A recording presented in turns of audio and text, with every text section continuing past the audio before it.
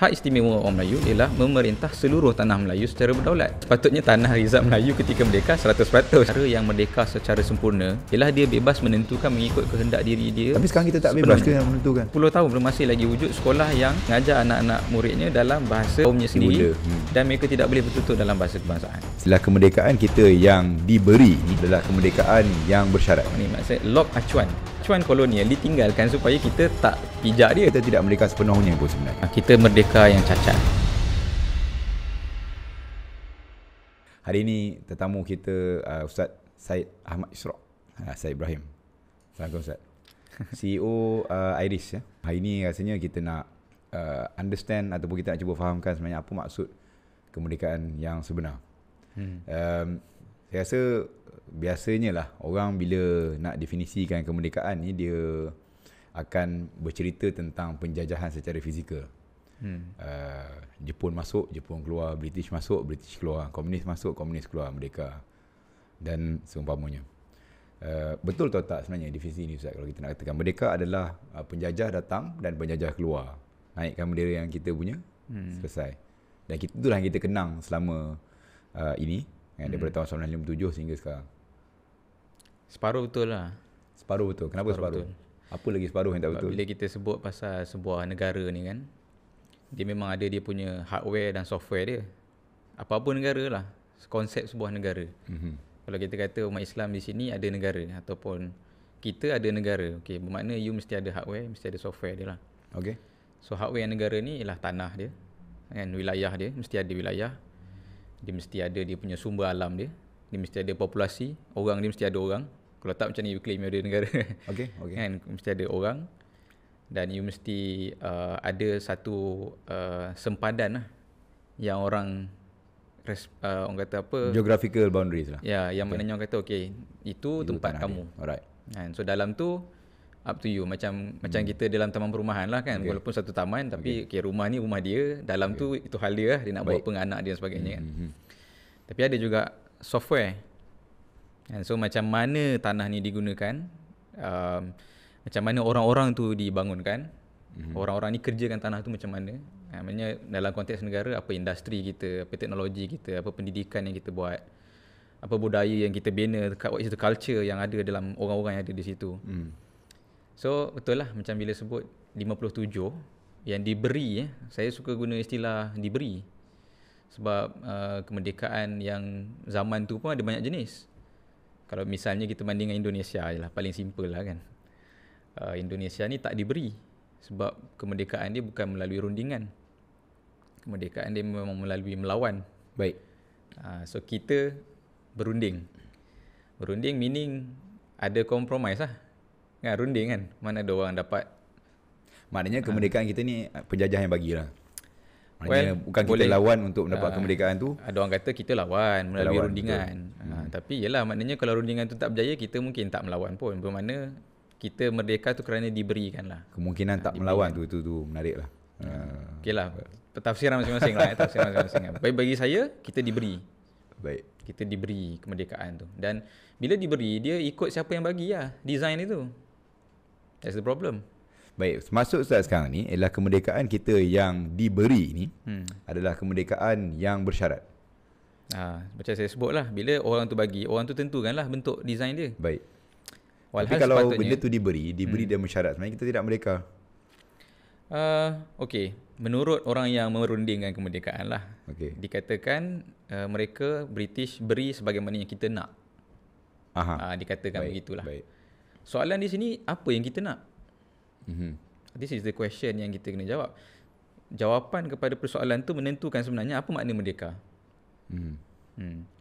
Baik, saya rasa kita nak pergi jauh lagi tu tentang sebenarnya apa yang kita nak dalam kemerdekaan ni. Jadi saya nak mulakan di sini adalah apa sebenarnya maksud kemerdekaan itu sebenarnya. Kalau kita ambil dari sudut bahasa ke, dari sudut apalah pandangan Ustaz kan. Kalau buka kamus Dewan kan, paling simple lah kan. Patutnya kita rujukan yang paling authority lafaz Melayu. Bebas menentukan untuk diri sendiri. Baik. Simple. Bermakna orang tu dia nak makan apa, contohnya lah, ni bagi orang lah kan, contohnya dia nak makan nasi goreng Pattaya sebagai sarapan pagi. terpulang pada dia. Ikut dia. Dia punya pasal lah. Kan, dia order kan. Kalau tanya sebab apa, dia kata sebab boleh. Sebab bebas saya, hak saya. Kan. Sebab boleh. So simple. Sebab boleh dek. Baik, tapi saya potong sikit kat situ sebab kebebasan yang wujud dalam dunia ni dia mesti ada batas. Betul kan? Kalau kita masuk kebebasan lah, maknanya sebagai seorang Muslim kita ambil konteks tu ya. Kemerdekaan bagi seorang Muslim ni adalah bila dia tunduk kepada Tuhannya. Jadi masih ada boundaries. Yang mana apa yang Tuhan dia suruh dan apa Tuhan dia buat. Jadi konteks kemerdekaan yang kita nak ni lah bebas menentukan apa saja yang kita nak tu sangat terbuka. Saya tak rasa dia macam ekstrim pula, macam apa saja. Saya kutip ada pandangan daripada Prof Alatas lah yang disebut, dia kata kita kata bebas memilih ni kan, daripada perkataan ikhtiar kan. Ikhtiar ni memilih kan. Baik. So dia kata dah kata akarnya daripada al-khair. Bermakna dalam Islam konsep kita ni baik. Bila pilih yang baik, we always choose the best. Baik. Kalau pilih yang bukan baik tu tak pilih namanya. Okey. Tak bebas. Okey. Meaning kamu sedang disekat untuk buat pilihan yang betul, iaitu yang baik. Okey. So konsep kita Muslim merdeka ialah sebab kita nak yang baik. Dari sudut bahasa, merdeka adalah memilih, kebebasan untuk memilih. Freedom. Okey. Dan bila kita tambahkan dengan maksud dari sudut konsep, memilih yang terbaik mengikut apa yang kita nak. So bila kita orang Melayu Islam yang merupakan tamadun asal yang ada di sini sebelum datangnya segala penjajah tu, baik. Bermakna kita nak kembali kepada kebaikan yang ada sebelum tu. Baik. Jadi pada awalnya tadi saya sentuh tentang aspek kemerdekaan dari sudut tanah.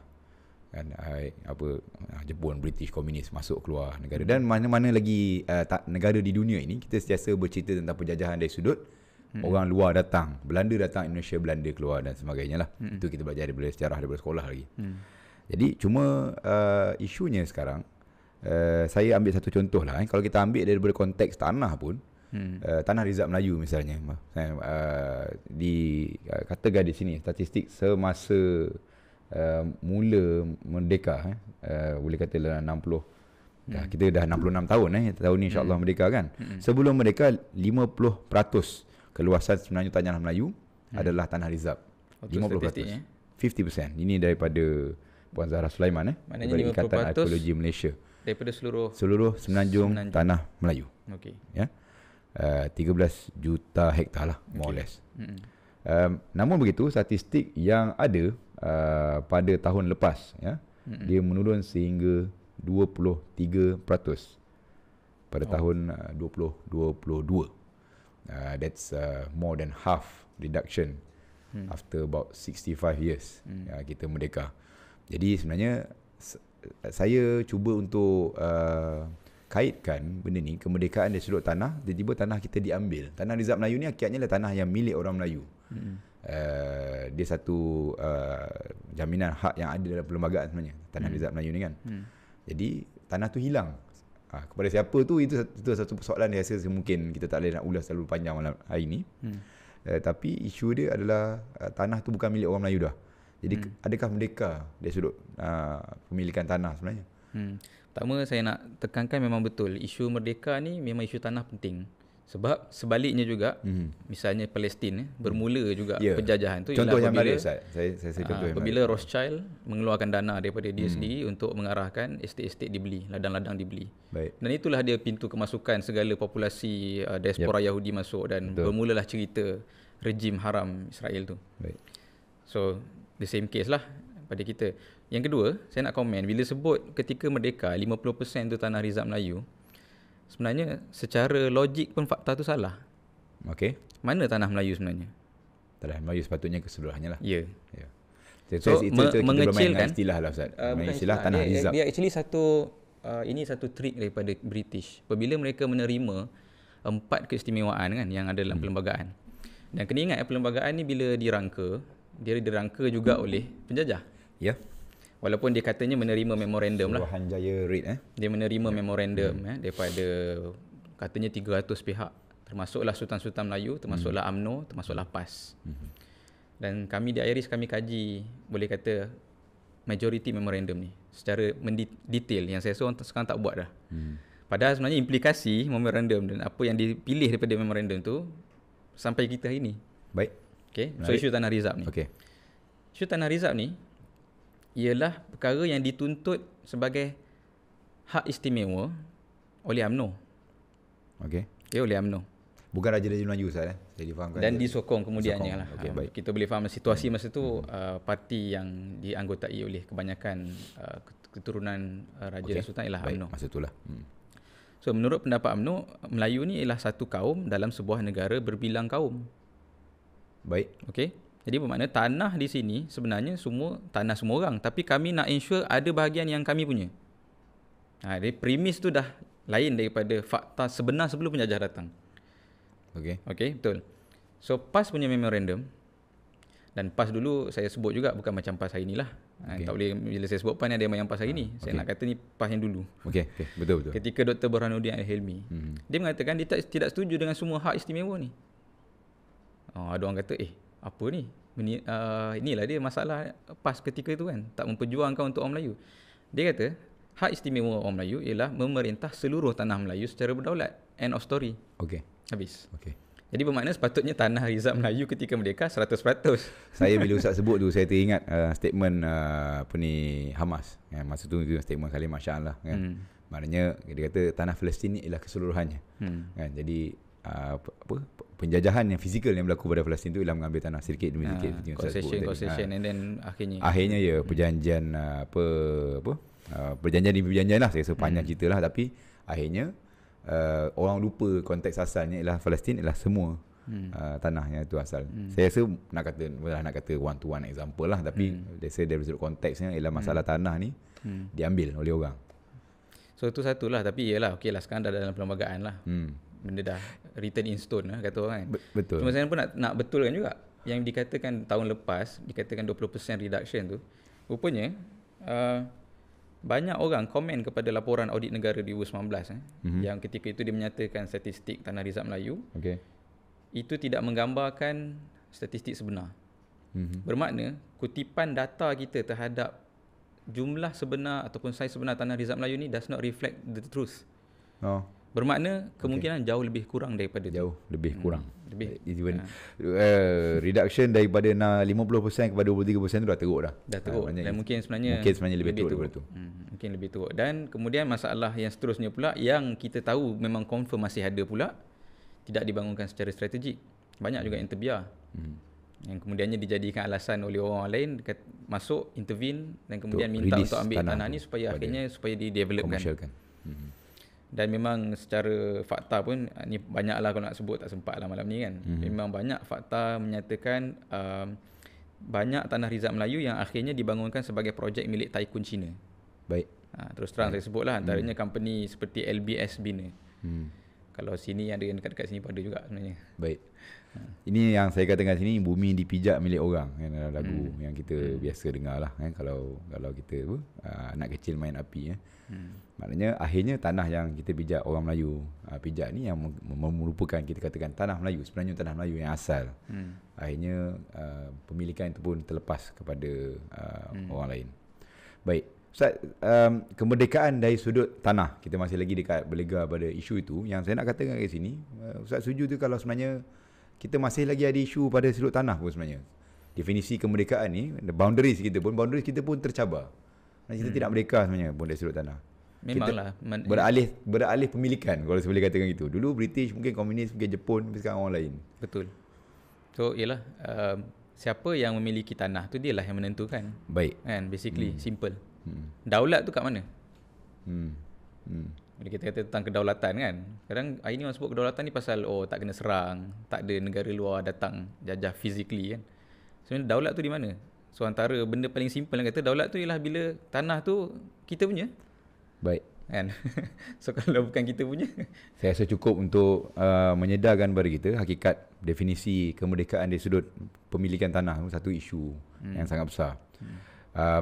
Lebih luas lagi definisi kemerdekaan ni, kalau kita nak huraikan lagi Ustaz, ialah macam mana juga dengan penjajahan dari sudut minda dan budaya. How does penjajahan intelektual, penjajahan budaya, minda ni masuk dalam definisi kemerdekaan ni? British bila datang ni, antara kejahatan yang lebih dahsyat lagi selain daripada korek sumber alam kita dan kemudian agihkan tanah ni kepada orang yang tak berhak dan sebagainya, macam yang tadi kita bincangkan tu pun tadi pendek sangat tu, kalau boleh saya nak sebut lagi kan. British bagi tanah secara pukal je. Kalau orang tanya kenapa di Bandar Melaka hari ini ramai tanah-tanah yang bernilai tinggi dimiliki oleh orang Cina, sebab British bagi. Bagi secara freebies ketika mereka keluar. Dan sebenarnya yang lebih kejahatan, lebih dahsyat dan lebih mengakak ialah mereka telah mengubah kita punya, kita panggil cara fikir kita lah. Kan? So mereka sekat orang Melayu lama daripada ada satu aliran pendidikan yang betul-betul membangun. So aliran pendidikan. So maknanya pendidikan kita pun ada elemen berjajah yang ditinggalkan sampai hari ni. Kita bawa sampai hari ni. Satu dia sudut struktur kan, ada vernacular lagi, adanya ni dan sebagainya, tu satu. Kemudian dia sudut silibus. Walaupun mungkinlah banyak, saya bila kata macam ni bukan kita kata sebiji-sebiji macam daripada zaman kolonial kita pakai lagi, bukan. Banyak usaha juga daripada para pendidik dan para pemikir dan sebagainya. Tapi sisa tu memang masih wujud dan acuan tu masih wujud sebenarnya. Yang orang kata okey tak apalah, mungkin isi-isi dalam tu kita cuba baiki. Tapi acuan masih sama. Menarik pada angle ataupun point ni, sebenarnya bila kita kata kita merdeka pada tahun 31 Ogos 1957 dulu, adakah masa tu kita memang reset zero, kita bentuk identiti baru ke, ataupun kita itulah yang sepatutnya tapi tidak berlaku. Baik, sebenarnya dia tidak ada istilah reset pun. Maknanya kemerdekaan pada waktu tu dia masih meninggalkan sakibaki pada penjajahan tu, yang sakibaki tu tinggal di hari ini. Betul tak? Sakibaki lah satu perkataan yang agak mulia lah untuk digunakan. Kita mewarisi miras, kira mendapat harta warisan lah, yang dia ditinggalkan, diwariskan bumi itu sebagaimana ia sebelumnya ketika penjajahan kepada kita. Contohlah, saya bagi contoh mudah kan, 1957 sampai patutnya 10 tahun selepas merdeka, janji daripada kerajaan perikatan ialah untuk mewujudkan satu sahaja aliran perikatan pendidikan. Mana ni? Perikatan bukan Perikatan Nasional. Masa itulah kerajaan perikatan 57. Mewujudkan satu aliran saja sekolah. Sekolah kebangsaan. Sebab penting. Kan? Kita okeylah, kita dah terpaksa hidup dengan bermacam-macam jenis budaya dan jenis cara fikir. Untuk maju ke depan, memang kena, negara tu mesti ada satu cara fikir. Mesti ada satu culture. Dia tak boleh culture ke kanan, culture ke kiri, tang mana kita nak majunya. Itu yang berlaku. Indonesia, dia orang repair segera benda ni berbanding kita. Semua sana belajar dalam bahasa Melayu. Baik. Bahasa Indonesia lah. Bahasa Indonesia which is bahasa Melayu lah. Bahasa Melayu lah kan. In essence. Tapi di sini 10 tahun janji kerajaan perikatan tidak ditunaikan, sampai dah 10 tahun belum masih lagi wujud sekolah yang mengajar anak-anak muridnya dalam bahasa kaumnya sendiri. Dan mereka tidak boleh bertutur dalam bahasa kebangsaan Sehingga hari ini. So apa yang susah sangat nak buat dalam 10 tahun tu? Kan? So olah-olah macam ada deal untuk sebenarnya memang tak nak pun benda tu berlaku. Boleh kita kata begitulah. So bukan sakibaki lah sebenarnya. Maknanya memang dah lock. Itu baru satu saya sebut. Kalau nak sebut semua, sebenarnya lock ni maksud lock acuan.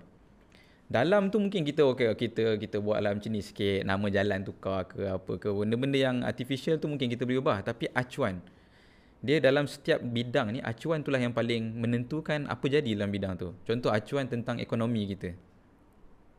Kan, kalau ikutkan potensi sebenar ekonomi kita ni, kita dah boleh mengatasi mungkin bukan macam hari ni kerajaan Madani kata nak jadi 30 ekonomi terbesar dunia kan.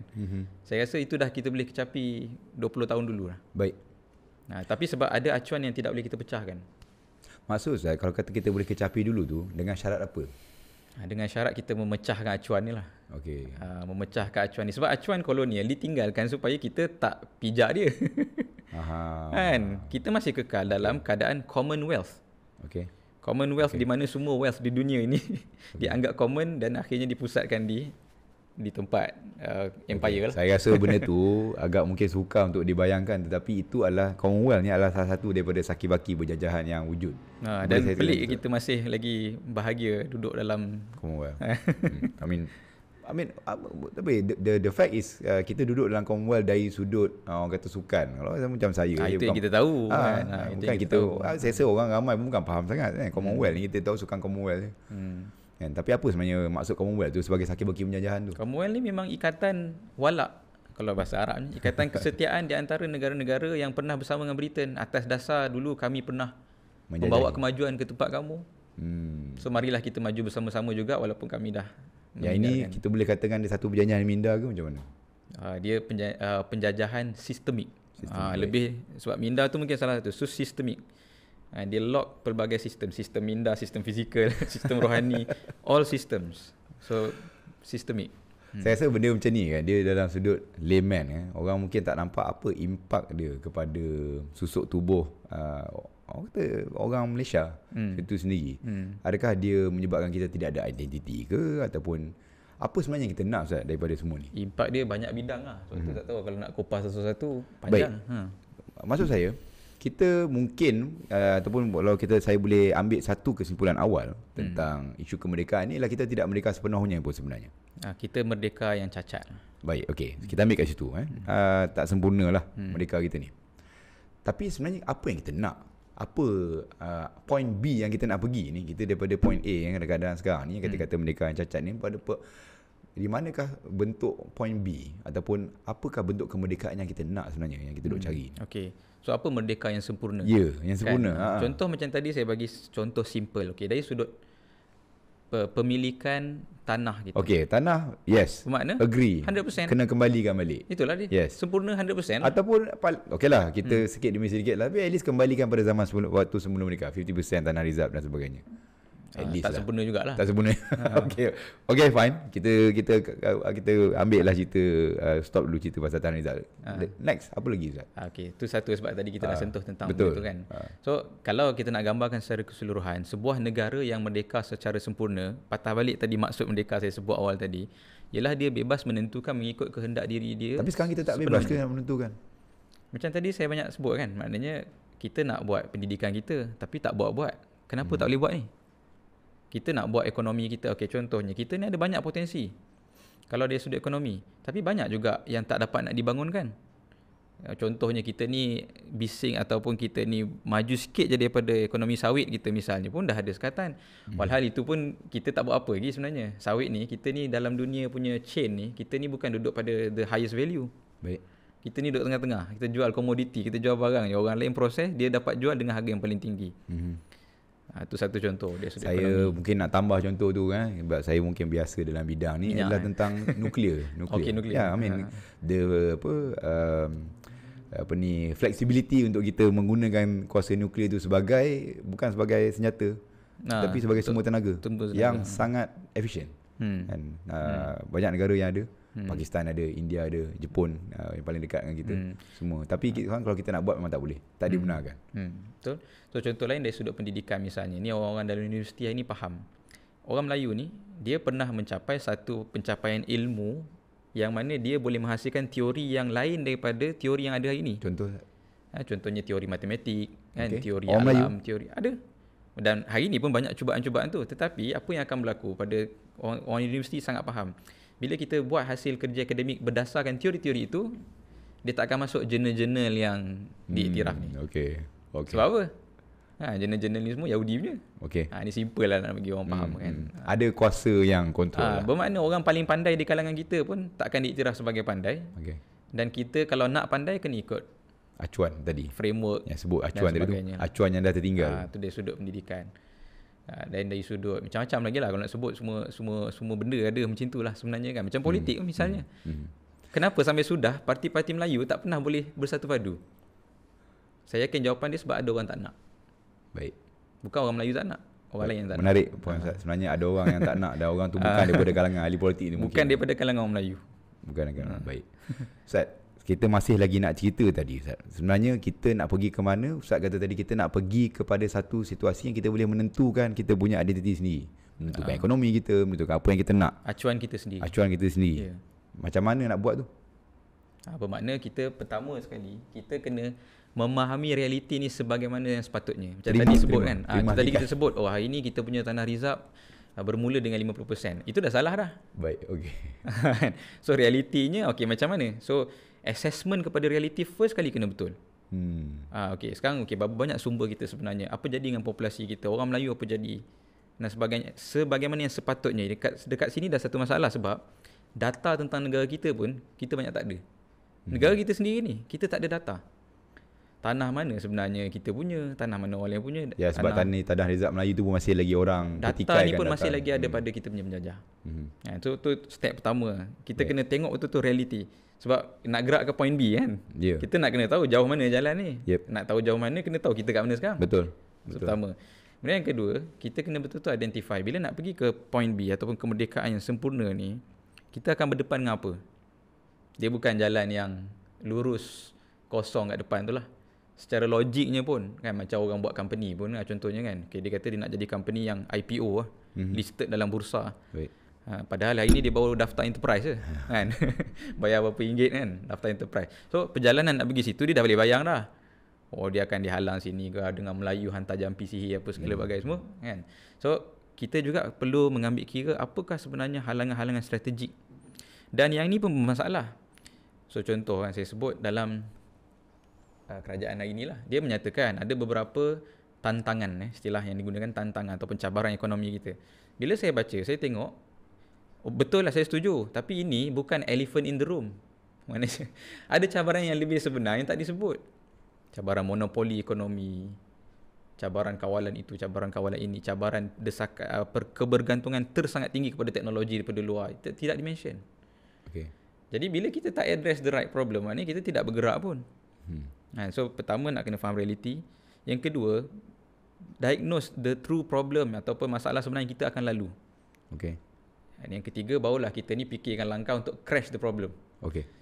Yang selama ni tak ada orang buat. Banyak orang dia akan sweep ataupun kata apa, ketepikan dan kita handle mana yang boleh dululah. Saya rasa sambutan kemerdekaan ni sebenarnya wajar lebih ataupun lebih tepat untuk kita ambil ruang menginsafi situasi semasa ataupun our current state seperti yang Ustaz sebut tadi. 66 tahun kita merdeka, sebenarnya kita masih lagi tidak lepas daripada acuan penjajahan dan yang for record yang saya berlaku. nak kata ada usaha sebenarnya. Ada usaha sebelum merdeka, selepas merdeka, ada di kalangan orang-orang yang cuma faham. ada halangan-halangan yang tadi. Cuma mungkin kadang-kadang mereka tak jumpa lagi halangan sebenar. Jadi dia tak tumbuk orang jahat sebenar lah istilah dengan masuk dalam gelanggang. Tapi yang ditumbuk tu mungkin referee. Patut tumbuk opponent kan, ditumbuk referee. So tapi bagus, saya rasa isytihad macam ni lah yang kita perlu kumpulkan. Misalnya saya bagi contoh kan, dari sudut membuat bandar. Kalau dulu orang Melayu tak ada bandar, semua pergi orang Melayu kampung. Bandar ni milik akhirnya dibangunkan oleh bangsa lain. Okey lah, tak apalah bangsa lain buat bandar satu hal, tapi kenapa orang Melayu tak ada bandar? Maka ada usaha, buatlah bandar baru seperti Bandar Baru Bangi, Bandar Shah Alam yang cuba untuk menzahirkan apa identiti Melayu. Kalau orang Melayu ni buat bandar, macam mana hidup dia? Kan, apa yang tak ada, apa yang ada dan sebagainya. Tapi nak kata sempurna, jauhlah daripada sempurna. Tetapi satu ijtihad, satu usaha yang saya rasa kita kena bina di atasnya. Sama jugalah dalam pentadbiran kan, maknanya cuba menyelitkan unsur Islam, berasaskan maqasid. Bagus memperbanyakkan syiar-syiar Islam seperti masjid dan sebagainya, memperkasakan mahkamah syariah. Cuma kalau kita question sini, so tak cukup lagi ke? Sebab tu kita kena jelas yang sempurna tu macam mana. Betul Ustaz. Tu saya nak tanya ni in simple terms lah Ustaz kan, kalau kata benda ni nak difahami dengan mudah lah oleh orang-orang biasalah kan. Cukup tak kalau kita kata kita mengukuhkan perlembagaan yang telah meletakkan Islam dan Melayu sebagai entiti dalam tu, adakah kita merdeka kalau kita kata kita dapat kembali ke situ? Mungkin tak cukup. Mungkin tak cukup juga. Saya yakin tak cukup lah. Bukan mungkin lah. Saya terus terang yakin saya tak cukup. Perlembagaan yang ada baik tetapi tidak cukup. Baik. Saya rasa panjang huraian dia, 66 tahun kita merdeka, dan kita mesti sentiasa diingatkan bahawasanya erti kemerdekaan yang sebenar masih lagi jauh. Walaupun setelah 66 tahun kita merdeka, dan itulah sebenarnya tema sambutan kemerdekaan kita tahun ini yang saya nak ajak fikir-fikirkan. Bukan kita nak tukar tema seperti mana yang dikisah-kisahkan baru ni kan. Tapi sebenarnya inilah tema yang kita kena fikirkan, yang mana adakah kita sebenarnya merdeka secara sepenuhnya, dan sebenarnya kemerdekaan yang hakiki masih jauh daripada pegangan kita. Terima kasih Ustaz. Sama. Mungkin persoalan yang sama kita akan muhasabah lagi pada tahun depan. Adakah kita dah improve daripada current condition kita? Sebab dah bertahun-tahun kita merdeka ni, kita diberikan suapan merdeka parade, tengok askar, orang penjajahan dari sudut tanah sahaja. Patut merdeka ni dibincangkan setiap bulan. Setiap bulan, insya-Allah. Terima kasih. Dan kita jumpa lagi pada siri akan datang. Fikir-fikirkan. Assalamualaikum.